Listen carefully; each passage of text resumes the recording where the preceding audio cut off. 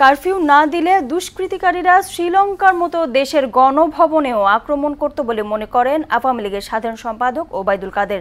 আর doctor Mohammad Yunus আগে গোপনে দেশের বিরুদ্ধে ষড়যন্ত্র করতেন, এখন প্রকাশ্যে করছেন বলেও মন্তব্য করেছেন কাদের।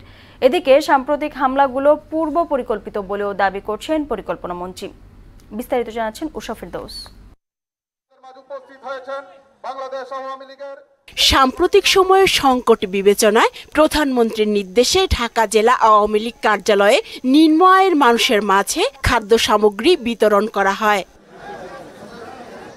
এতে অংশ নিয়ে দলের সাধারণ সম্পাদক ওবায়দুল কাদের বলেন, ৭১-এর বর্বরতা আবারও দেখাচ্ছে বিএনপি জামায়াত, কারণ তারা ৭১-এর প্রেতাত্মা। গণঅভ্যুত্থান ঘটিয়ে শ্রীলঙ্কা স্টাইলে প্রধানমন্ত্রীর বাড়ি দখল করার টার্গেটও ওই রাতে ছিল যদি কারফিউ জারি না হতো।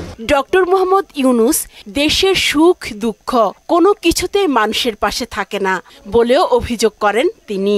যার বিরুদ্ধে মামলা চলমান, যিনি দেশের আইকনিক প্রকল্প পদ্মা সেতু নির্মাণের বিরোধিতা করেছিলেন, তিনি আবার সক্রিয়।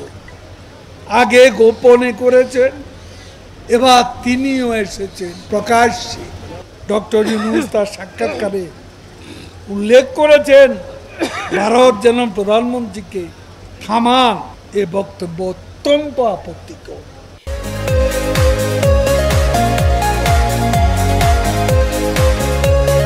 যারা বাংলাদেশকে নিয়ে বিদেশে বসে বিবৃতি দেন, তারা যেন এসে ঘটে যাওয়া ধ্বংসযজ্ঞ দেখে যান, এমন কথাও বলেন ওবায়দুল কাদের। চ্যালেঞ্জ করে বলতে চাই, আমরা আক্রান্ত, আমরা আক্রমণকারী নয়। এখন বিবৃতি আছে আক্রান্তদের বিরুদ্ধে। এদিকে সেতু ভবনে ধ্বংসযজ্ঞ পরিদর্শন করেন পরিকল্পনা মন্ত্রী, বলেন পরিকল্পিতভাবেই এসব হামলা চালানো হয়েছে। অত্যন্তই পরিকল্পিত অবস্থায় কাজটা করা হয়েছে এবং যারা এটা করে তারা ডেফিনিট নির্দিষ্ট উদ্দেশ্য নিয়ে এসেছে এবং তারা প্রশিক্ষণ প্রাপ্ত, এদিকে কোনো সন্দেহ নেই। উষা ফেরদৌস, মোহনা সংবাদ, ঢাকা।